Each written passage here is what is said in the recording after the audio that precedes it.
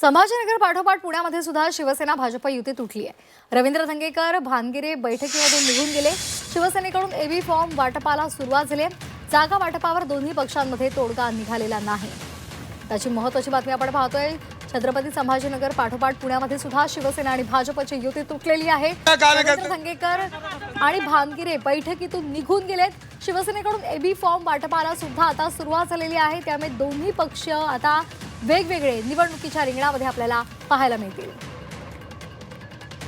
सगळ्या कार्यकर्त्यांना AB form दिला जाणार आहे। 165 सगळ्या जेवढ्या जागा आमच्या आहेत तेवढ्या सगळ्या लढणार। जागा का आता निर्णय होईल सगळ्याचे 165 जागा लढणार। काय ठरलं तुमचं वर काय ठरलं नेमकं सगळ्यांचं एकमत आहे का? वेगळं लढायचं ठरलेलं आहे। सगळ्यांना एबी फॉर्म मिळतील।